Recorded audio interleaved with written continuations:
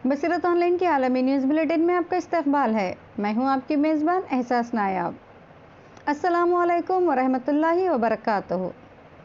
नाज़रीन इकराम, बसीरत ऑनलाइन के आलमी न्यूज़ बुलेटिन में आलमी मंजरनामे के साथ साथ मुस्लिम दुनिया में पेश आने वाले अहम वाक़ियात व हालात पर भी मुख्तसर रोशनी डालूंगी। आगे बढ़ने से पहले हमारी आप सभी से दरख्वास्त है कि आप हमारे चैनल को सब्सक्राइब ज़रूर करें। ताज़ा तरीन अपडेट के लिए बेल आइकन दबाना ना भूलें। इसी के साथ हर वीडियो को लाइक करें, शेयर करें और कमेंट बॉक्स में जाकर अपने मुफीद मशवरों से ज़रूर नवाजें। आलमी मंजरनामा पेश करने से पहले एक नज़र आज की अहम सुर्खियों पर।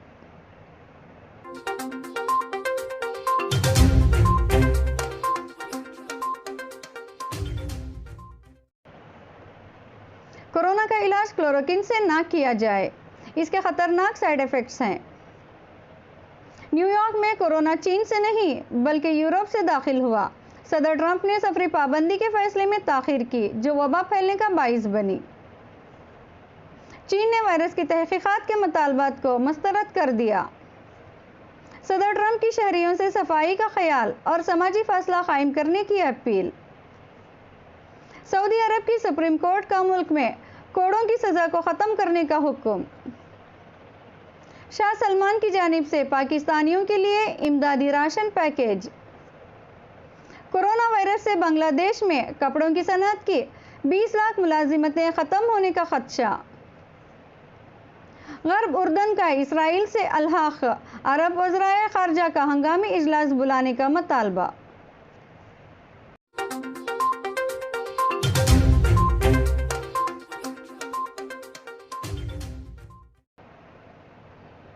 अमेरिका के खुराक और दवाओं से मुताल्लिक़ इदारे ने डॉक्टरों को खबरदार किया है कि मलेरिया की रोकथाम के लिए इस्तेमाल की जाने वाली दवाओं से कोरोना वायरस का इलाज करने से परहेज़ किया जाए।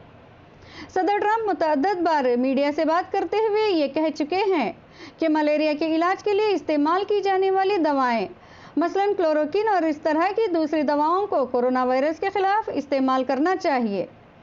कई मुल्कों में डॉक्टर क्लोरोक्विन जैसी दवाएं कोरोना के मरीजों को दे रहे हैं। ताहम तिबी माहिरीन का कहना है कि इन दवाओं से नुकसान पहुंचने वाले साइड इफ़ेक्ट बहुत ज़्यादा हैं और अगर इन्हें मौलिज की निगरानी के बगैर इस्तेमाल किया जाए तो फ़ायदे की बजाय उल्टा नुकसान हो सकता है। मीडिया रिपोर्ट्स के मुताबिक बाज़ वाक़ियात में इंसदाद मलेरिया की दवाएं कोरोना के इलाज में फ़ायदेमंद रही हैं, लेकिन ज़्यादातर वाक़ियात में इनके इस्तेमाल से कोई फ़ायदा नहीं हुआ है और बाज़ सूरतों में पेचीदगियाँ भी पैदा हुई हैं। फ़िलहाल कोरोना की कोई मुस्तनद दवा मौजूद नहीं है और तिबी माहिरीन मुख्तलिफ अद्वियात को मिलाकर इसका इलाज करने की कोशिश कर रहे हैं। कोरोना वायरस की वैक्सीन के लिए भी मुख्तलिफ मुल्कों में माहिरीन काम कर रहे हैं, लेकिन इनका कहना है कि इस पर 1 साल से ज़्यादा लग सकता है, जबकि इस मौलिक वबा का दायरा मुसलसल फैल रहा है और दुनिया के ज़्यादातर इलाके लॉकडाउन की कैफियत में हैं। अमरीकी रियासत न्यूयॉर्क के गवर्नर एंड्रयू कोमो ने कहा है कि ताज़ा तहक़ीक़ात से मालूम हुआ है कि रियासत में कोरोना वायरस चीन से नहीं बल्कि यूरोप से दाखिल हुआ है। इन्होंने कहा है कि अमरीकी सदर डोनाल्ड ट्रंप की जानिब से आयद सफरी पाबंदियां बहुत ताख़ीर से लगाई गईं। यही वजह है कि अमरीकी रियासतों में इस बीमारी के फैलाव को नहीं रोका जा सका।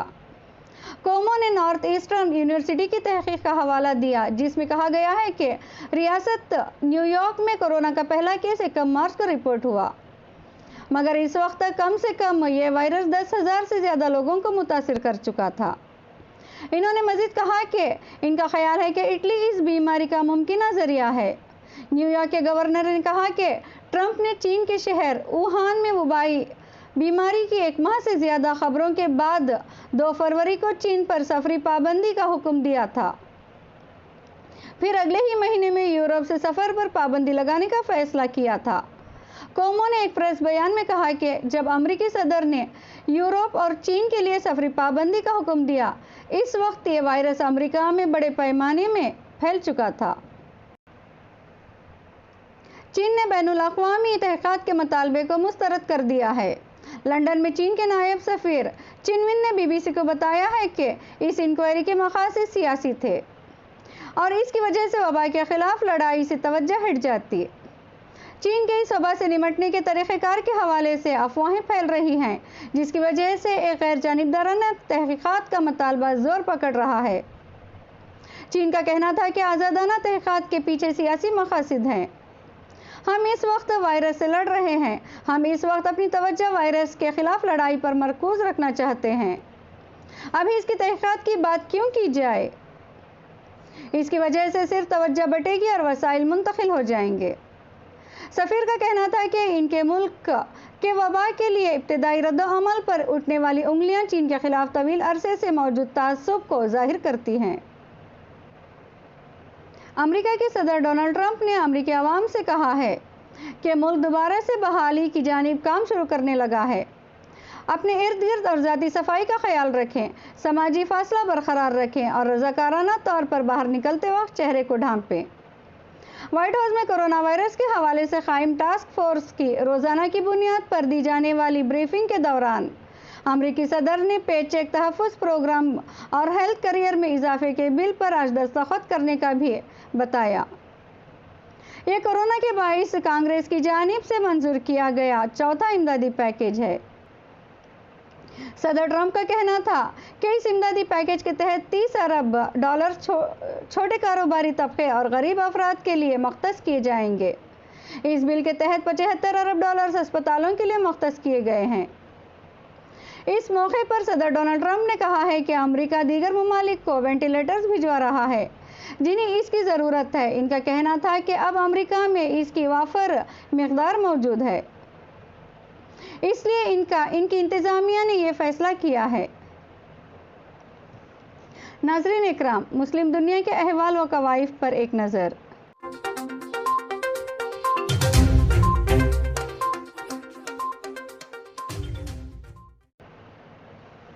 میڈیا کے اداروں کو ملنے والے ایک قانونی دستاویز کے مطابق سعودی عرب میں کوڑوں کی سزا کو ختم کر دیا جائے گا۔ سعودی سلطنت کی سپریم کورٹ کی جانب سے حکم دیا گیا ہے کہ ملک میں کوڑوں کی سزا کو قید اور جرمانوں میں تبدیل کر دیا جائے۔ دستاویز کے مطابق یہ کہا گیا ہے کہ یہ اقدام شاہ سلمان اور ان کے بیٹے ولی عہد شہزادہ محمد بن سلمان کی جانب سے ملک میں کی جانے والی انسانی حقوق میں اصلاحات کی ایک کڑی ہے۔ سعودی عرب میں آخری مرتبہ کوڑے مارے جانے کی سزا سن 2015 میں اس وقت شہ سرخیوں کا حصہ بنی تھی جب ایک بلاگر ریف بداوی کو سائبر کرائم اور توہین مذہب کے جرم کی سزا پر سرِ عام کوڑے مارے گئے تھے۔ تاہم ہمارے نمائندے کے مطابق شاہ سلمان اور ولی عہد شہزادہ محمد بن سلمان کے زیر سایہ ہر طرح کے اختلاف رائے رکھنے والے گروہوں، جن میں خواتین کے حقوق کے لیے آواز اٹھانے والے بھی شامل ہیں، ان کی گرفتاریاں جاری ہے اور ان گروہوں نے اس دعوے کو مسترد کر دیا ہے۔ پاکستان میں کورونا وائرس کے متاثرین کے لیے سعودی فرمانروا شاہ سلمان بن عبدالعزیز کے فلاحی ادارے کی طرف سے 16 کروڑ 61 لاکھ روپے مالیت کے امدادی سامان کی تقسیم کا جمعہ سے آغاز ہو گیا ہے۔ یہ امدادی سامان حکومت پنجاب کے تعاون سے لاہور سمیت پنجاب کے 10 اضلاع میں تقسیم کیا جائے گا۔ جمعہ کو شاہ سلمان کے فلاحی ادارے king Salman humanitarian aid and relief centre کے پاکستان میں قائم دفتر کی جانب سے جاری پریس ریلیز میں بتایا گیا ہے کہ پاکستان میں سعودی سفیر نواف بن سعید المالکی نے راشن بیگز کی صورت میں امدادی سامان جمعرات کو اسلام آباد میں گورنر پنجاب چودھری محمد سرور کے سپرد کیا تھا۔ پریس ریلیز میں کہا گیا ہے کہ پنجاب کے پسماندہ اضلاع کے عوام کے لیے راشن کی شکل میں امدادی سامان کی تقسیم کا مرحلہ جلد مکمل کر لیا جائے گا۔ اسلام آباد میں شاہ سلمان کے فلاحی ادارے کے ترجمان کے مطابق راشن میں 100 کلو آٹا، 5 کلو چینی، 5 کلو چاول، 5 لیٹر کوکنگ آئل، 2 کلو خشک دودھ، آدھا کلو چائے کی پتی، 2 کلو کھجوریں شامل ہیں۔ بنگلہ دیش میں کپڑوں کی صنعت کورونا وائرس کی وبا کی وجہ سے بحران کا شکار ہیں اور خدشات ہیں کہ اس شعبے سے منسلک 40 لاکھ ملازمتوں میں سے نصف ختم ہو سکتی ہیں۔ ڈھاکہ کے مسافات میں کپڑے کے کارخانے میں کام کرنے والی ایک خاتون کا بیان ہے کہ اب اس کی ملازمت ختم ہو چکی ہے۔ کارخانے کے مالک نے اسے کام سے فارغ کر دیا ہے۔ یہ کارخانہ یورپی منڈیوں کے لیے شرٹیں بناتا ہے اور یہاں 800 لوگ کام کرتے ہیں۔ چند دن قبل کارخانے کے مالک نے اعلان کیا کہ یورپ میں ان کے تمام خریداروں کی جانب سے کورونا وائرس کے پیش نظر آرڈر منسوخ کر دیے جانے کے بعد اب وہ یہ کارخانہ نہیں چلا سکتے۔ وہ کہتے ہیں کہ میں نہیں جانتی کہ میں کیسے گزارا کروں گی۔ میری ملازمت جا چکی ہے اور مجھے معلوم نہیں کہ میں کھانا کیسے خرید سکوں گی۔ کپڑوں کی صنعت بنگلہ دیشی معیشت میں ریڑھ کی حیثیت رکھتی ہے۔ 40 لاکھ لوگوں کی ملازمتیں اس سے وابستہ ہیں، جن میں اکثریت خواتین کی ہے۔ اسی طرح دیگر مزدوروں جن میں اکثریت خواتین کی ہے، ان کا بھی یہی حال ہے۔ ان کی ملازمتیں ختم ہو چکی ہیں اور اب ان کے سامنے اپنا اور اپنے بال بچوں کا پیٹ پالنا سب سے بڑا چیلنج ہے۔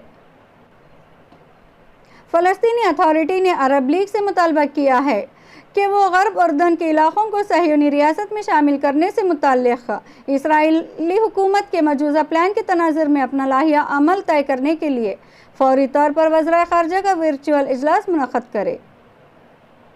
مرکز اطلاعات فلسطین کے مطابق فلسطینی اتھارٹی کی طرف سے جاری ایک بیان میں کہا گیا ہے کہ عرب وزراء خارجہ کا فوری اجلاس بلانے کی اپیل کی گئی ہے تاکہ مقبوضہ مغربی کنارے کے علاقوں کو اسرائیل میں شامل کرنے کی توسیع پسندانہ اقدام اور اس کی روک تھام کے لیے آئندہ کا لائحہ عمل تیار کیا جا سکے۔ عرب لیگ میں فلسطین کے مستقل مندوب کے دفتر سے جاری ایک بیان میں کہا گیا ہے کہ فلسطینی اتھارٹی کے سربراہ محمود عباس کی ہدایت پر عرب لیگ کے وزراء خارجہ کا ورچوئل اجلاس بلانے کا مطالبہ کیا گیا ہے۔ یہ مطالبہ ایک ایسے وقت میں کیا گیا ہے جب اسرائیل نے مقبوضہ مغربی کنارے کے مختلف علاقوں کو اسرائیل میں ضم کرنے کا اعلان کیا۔ امریکی وزیر خارجہ مائک پومپیو نے اسرائیل کے اس اعلان کی حمایت کرتے ہوئے کہا ہے کہ غرب اردن کے حوالے سے فیصلہ اسرائیل کے ثوابدید کے مطابق ہوگا۔ بیان میں مزید کہا گیا ہے کہ فلسطینی علاقوں کے اسرائیل سے الحاق کے حوالے سے جاری اسرائیلی سازشوں میں امریکہ کی بھی حمایت حاصل ہے۔ ناظرین اکرام، آج کے عالمی منظرنامے میں بس اتنا ہی۔ قومی خبروں کے لیے انتظار کریں ہماری اگلی بلیٹن قومی منظرنامے کا۔